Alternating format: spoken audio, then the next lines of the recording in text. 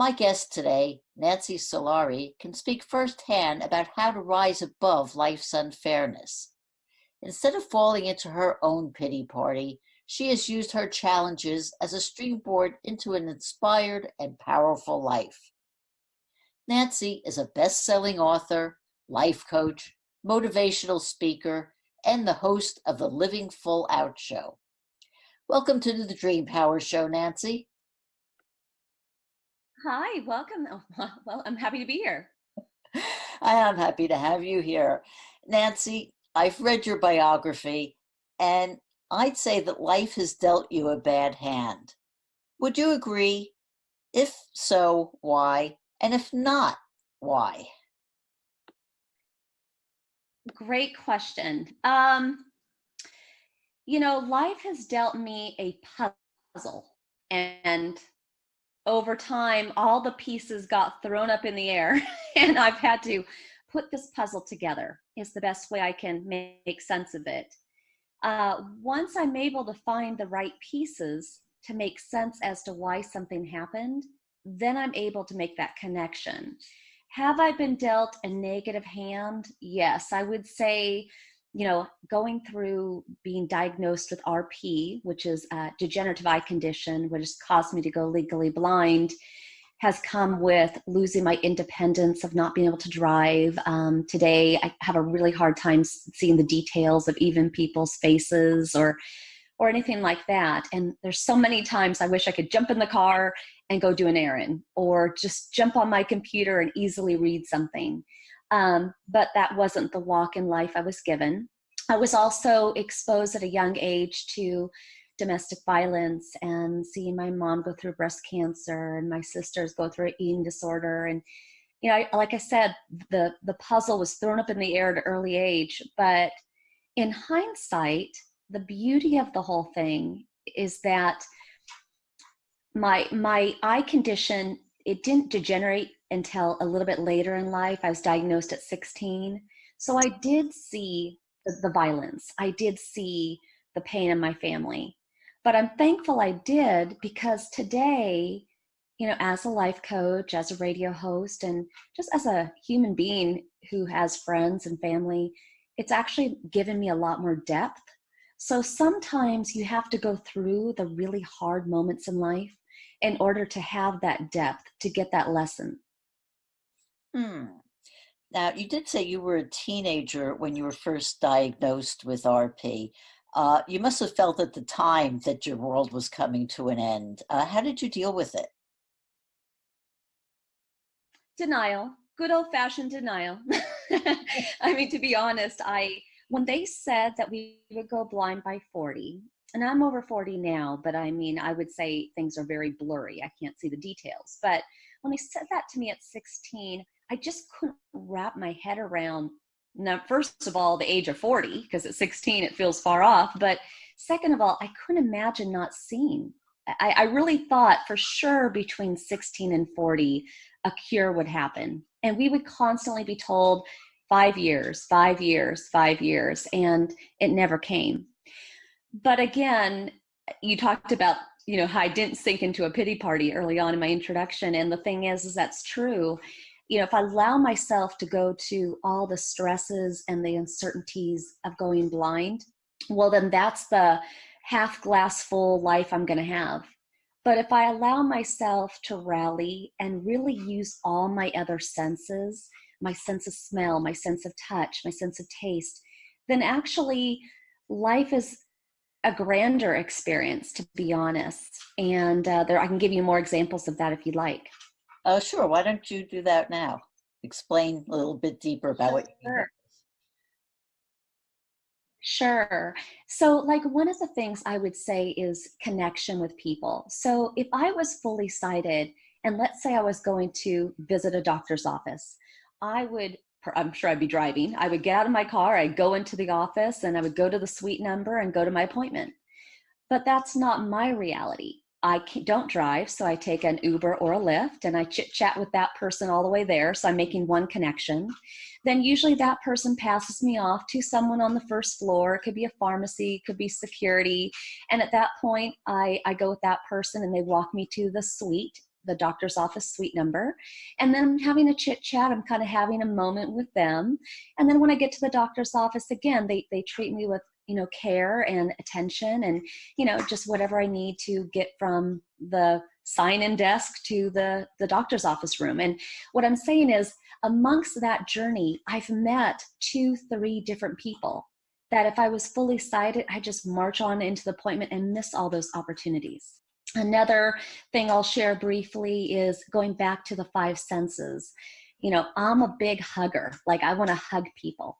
That's my way of, if I can't make eye contact and, give them a wink or, say I'm proud of you with my eyes, then at least I want to give them a hug or I want to give them a handshake. So again, I think it's just kind of connecting with people in a more enriching way. It's funny when you're saying that, it reminded me of my work in dream work, where I always explain about how nightmares, while they sound scary and people never like to get them, they're actually a blessing in disguise, because when you go into them and discover what they really mean, they do give you such valuable insight into your life. And it sounds like, I don't want to call your condition a nightmare, but, just as the analogy, you've been given something negative and have really been able to dig deep and to find the joy in it. Would you agree?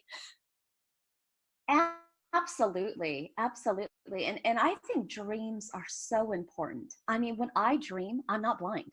When I dream, I see people's faces. I see sunsets. I see whatever it is I'm focusing on. And that's the good and the bad. I see the nightmare too. So it's interesting because in dreams, you're not blind. You're not disabled. You're not going through necessarily the daily grind, but you're focused on whatever that dream's adventure is, whether it's a scary one or a happy one. Mm-hmm. That's interesting that you say that. So do you see people like the way you saw them, when you were fully sighted, or do you have some other imagination of what people might look like now? I so love that you asked that question, because if it's somebody who's been in my life, then I do remember the last time I saw them well. So even my mom or my friends, and they love that because they don't have gray hair, they don't have wrinkles. They're like, yeah, see me at age 20, see me when you want to see me. That's great. And then for the people that I'm meeting for the first time in a new way, I base their looks upon their personality. Sometimes I hit it on the mark, sometimes I don't. But, when you hug somebody, you can get a good feel for their body structure.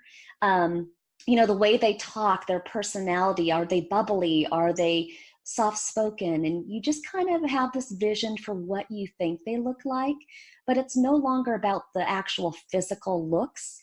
It's about the personality. And, for me, I don't see homeless. I don't see races. I don't see, what people are wearing, whether it's, trendy or not. It's really based upon the person.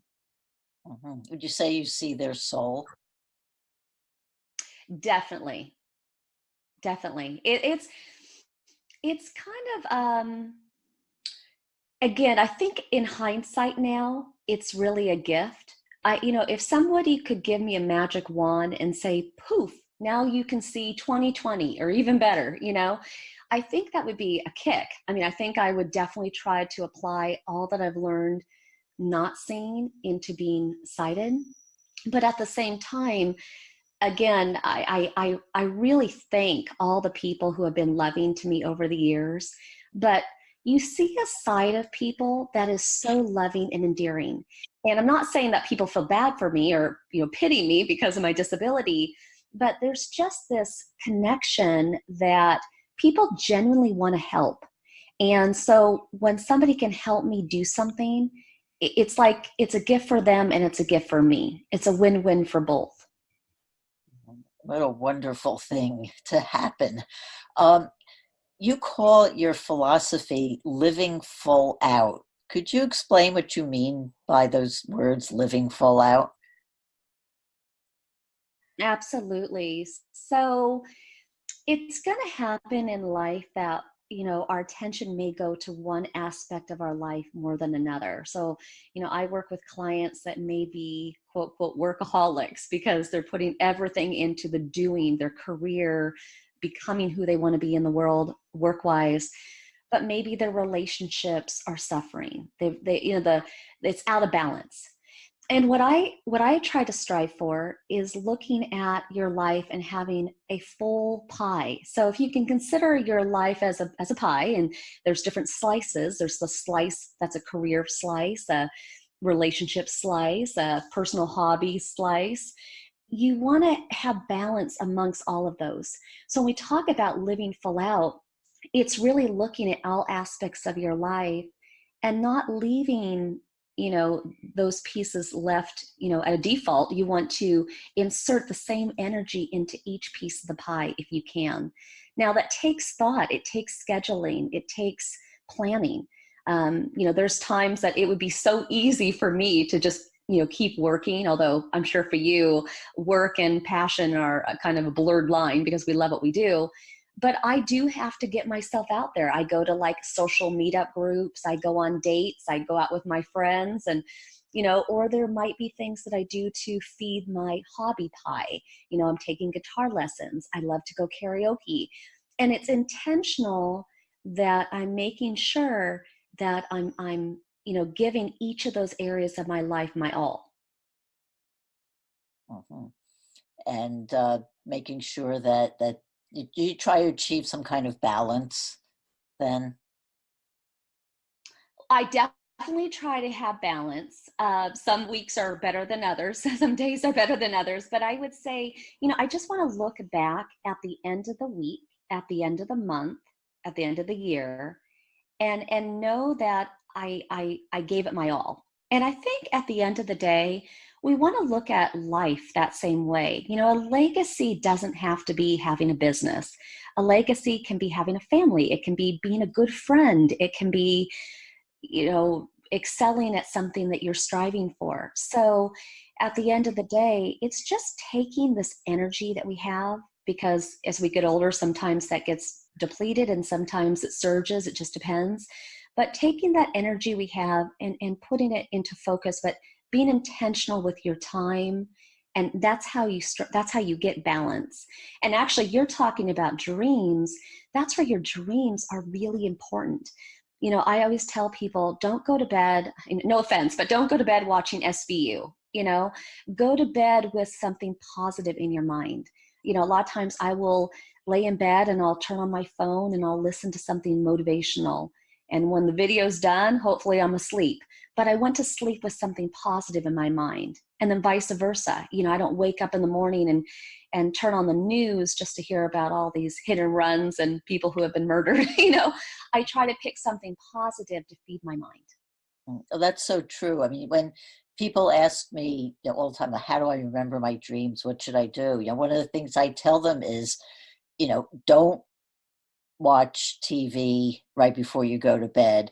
You know, take some time out. If you're someone who likes to meditate, it's a time to meditate. If not, read a good positive book, something to, set your mind at ease so that you can have sweet dreams. So I fully, fully support what you're saying. With that, we're going to take a short break here. We're talking with Nancy Solari on The Dream Power Show. We'll be right back. Yes, and welcome back to The Dream Power Show. I'm your host, certified dream life coach, Debbie Weisman. And we're speaking with Nancy Solari on pretty much how to get the most out of life. Nancy, in your living full out philosophy, you talk about the importance of having purpose. You speak about how people who may not know what their purpose is come to find it. Yeah, the thing about finding your purpose is I think a lot of people put this big burden on their shoulder that a purpose has to be something big, that it has to be, again, like a business or, a family or a successful marriage or whatever that looks like.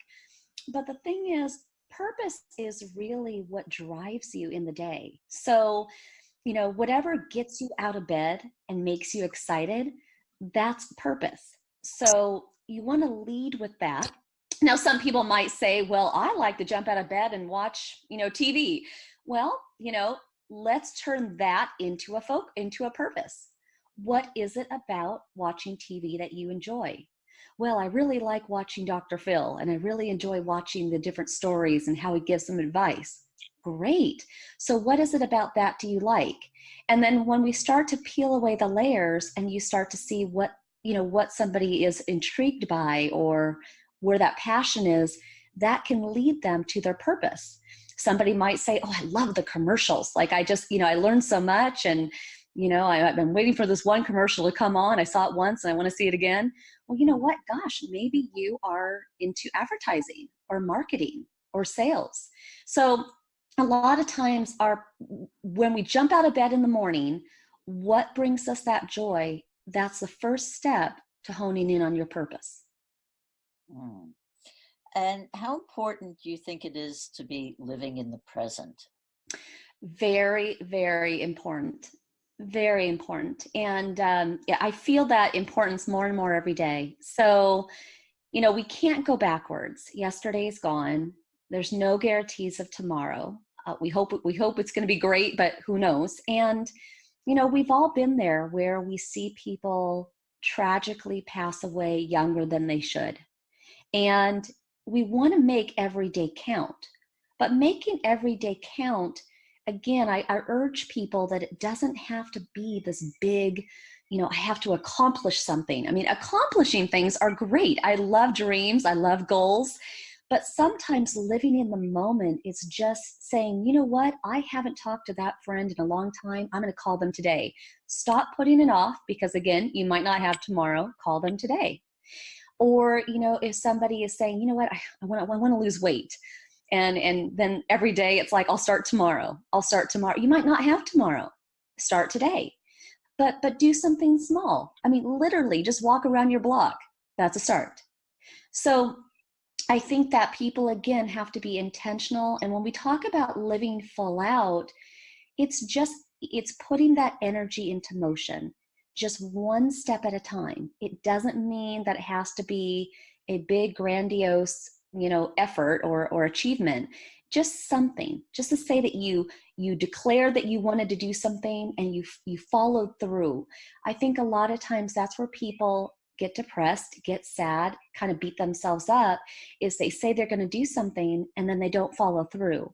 And a lot of times that happens because we set ourselves up for too large of a call. Does that make sense? Oh, absolutely. I think one of the things I like to talk about is taking baby steps up to something, because you don't have to do a big thing to make a change. You could start with the smallest thing, because before you realize it, you take one step, and 10 days later you've taken 10 steps, and 30 days later you've taken 30 steps. And if you just keep on the path, I think consistency is an important part of it. But you're right. Starting out by saying you're going to do something great does tend to keep you stuck in your tracks, because you have a paralysis of analysis of thinking it through too much, so that you end up doing nothing. Would you agree? Oh, absolutely, absolutely. And I think that sometimes we also need to look at being more resourceful. So in life, we only know what we know, right? We know what we know, how we grew up. We know what we know and what we've studied and what we've read and what we've seen. But there's so much that we don't know. And so when we turn to other people, whether that be a friend or a family member, if you're going through a hard time, maybe they're your sounding boards, a listening ear, they might have insights or a way out or a solution that you just can't see. Or maybe bringing in, if you have a career or a business, bringing people into your business that might be able to look at a problem in a different way and see a solution. And so oftentimes we kind of go into superhero mode, like we feel like we need to do everything ourselves. I can do it better. I can do it faster. But the whole meaning of life, kind of the joke of it all really, is that there is no big award at the end of your life for saying, hey, you did everything yourself. Because at the end of your life, you want people to come and celebrate you. And those are all the supporters that you had in your life. Those are the people that you touched. And so I love, like, when people pass away, I love going to life celebrations. I love hearing the stories of how people knew each other. And that's kind of what you want to keep your eye on, is at the end of the day, at the end of your life, how do you want to be known for? You know, it's not about the awards. It's not about all the accomplishments. It's about who you were as a person. It is so true. I want to shift gears a little bit and talk about the concept of forgiveness. That really does play an important role in moving ahead in life, doesn't it? Absolutely. Absolutely. It's forgiveness is one of those things where it is this, if somebody has wronged you or something happened in your life and maybe it was even your fault, when you hold on to that, it's just this burden that's on your heart, at your core, in your mind, and you can't shake it. And then it controls you, it owns you, it has power over you, and it's because you let it. But when you're able to forgive and you're able to kind of let something go, it's not like everything bounces back to being right in the world, but you do feel this release. You do feel as though you gained your power back. And I remember, on a personal note, my parents, they ended up divorcing. My father had an affair. I do love him, and he's passed away now, but it broke our family apart. And that was when I was 10 years old. And, you know, he raised a whole new family outside of ours. And I remember when I was in my late 20s, I called him up, and he was living in Washington. I was living in Santa Monica, California at the time. And I said, you know what? I would love it if you could come down here for a weekend. And I think I really want to sort out what happened back when I was 10. And I want to understand your point of view. I can hear it now. I couldn't have heard it at 10. And we talked about it, and I forgave him. I forgave him. It was hard. I can't blame him for my mom's breast cancer, but I know that the stress was not helpful on her. I can't, you know, my sisters went into an eating disorder mode because they were losing their family and all they could control was their weight. And I needed him to understand that his actions spiraled so many things in so many different negative directions. And he really got that. So when he passed away due to brain cancer in his around 68, I was good. I'd forgiven him. He had heard me out. I'd heard him out. And so I think those are special moments that we want to try to have with people, so that when people pass away, we're not saying, I wish I had. Oh, I so agree with you. I had the same thing with my mother. Not that, she wasn't really a bad person, but we had some difficult moments when I grew up. And later on in life, I made peace with her. And it wasn't really, I didn't have to forgive her for anything in specific, but just, maybe forgiving her for not being the mother I wish she was or so. But the point is that I felt complete and that I had accomplished something. And so, when she did die, I had no regrets. I never, of course, I felt sad and mourned her passing, but I never had that feeling of, oh, I wish I had said this or I wish I had done that. And you're right, it's so important to be able to do that. But my question is, how do you forgive somebody? Because it's not just a matter of saying, I forgive you. How can somebody do that? Well, you should only go to them and forgive them when you actually mean it. Now, here's the thing about forgiving somebody. It could be a face-to-face conversation. It could be by phone, email. I don't suggest text, but email. Or, you might choose to write a letter that you never send. So sometimes forgiving somebody is letting that other person know, I forgive you. But sometimes it's just flushing out of your heart, out of your mind, what you need to say about it and releasing it. And it doesn't mean that you have to give that letter to that person or have that conversation. You absolutely can make a declaration. I'm forgiving this person with all my heart, and this is why. And then, fold it up, package it away, but you've made that commitment. So important. I want to sort of lighten the mood a little bit and talk a bit about laughter. I know you believe a sense of humor is so important to have also, right? Oh my gosh, you have got to have a sense of humor. I mean, I think I do pretty well being legally blind, but I will tell you, there have been times where, things just are funny. Like I use accessibility software on my computer. I have an iPhone. I'm sorry, on my phone. I have an iPhone, and sometimes I'll tell Siri something, and she'll totally scramble it up. I'll say, thank you so much. But somehow to the other person, it's, I hate you so much. And I don't know how she does that, but she does it. So, everybody in my world, they have to kind of scramble out my texts sometimes to really get the meaning that they know. And sure, there's been times when, gosh, I thought I had my clothes on right, but you know what? My label was in the front. The shirt was inside out. But I think even a sighted person has done that. And it's really finding, again, those moments. I have a Jack Russell Terrier. He's my service dog, Lionel Richie. And Lionel and I, one of our little, things that we will do sometimes is I have a secret love for Jersey Mike's. I don't know what it is. I just like their sandwiches. And sometimes when we'll take a walk and we'll go there. And literally the other day, I just finished up one of our shows. And I said, Lionel, you want to go for a walk? He didn't come out. I said, Lionel, you want to go outside? He didn't come out. I was looking for every buzzword that a dog would want. Lionel, you want a treat? Nothing. Then I said, Lionel, you want to go to Jersey Mike's? And he came out. And, the thing is, that was such a loving moment. I was like, that's my boy, And so you just got to capture these moments that make you smile, that make you laugh, and really let them be the compass for your day.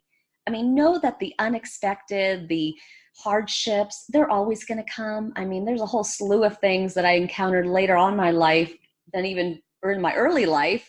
And you know what? I just know that more's going to come, right? I'm only in my early 40s, so I got to put on my seatbelt and just be ready for more. Wow, I can't believe that we're almost out of time here. So I have to quickly ask you, how can people find out more about you, Nancy?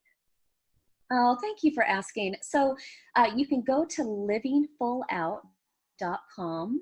And when you go there, you'll be able to learn more about our radio show. And, we have a blog that has a lot of lifestyle articles that answers, big problems that people face every day. And check us out on social media. You can go to Facebook, Twitter, Instagram, Pinterest, YouTube. We're on all those places. And just know that we are here to help. I'm a busy woman, but honestly, if you reach out to me by email at connect@livingfullout.com, I'm happy to respond back and be of support if I can, or call us at 310-909-7800 and go to livingfullout.com. But it's just about living the best life you can. And you know what? We're going to make mistakes. We're going to fail. Hardships are going to happen. But at the same time, there's the really good moments. And one of those is being here with you today. Oh, well, thank you so much. And thank you for being on the Dream Power Show today. We've been speaking with coach and motivational speaker Nancy Solari about living full out.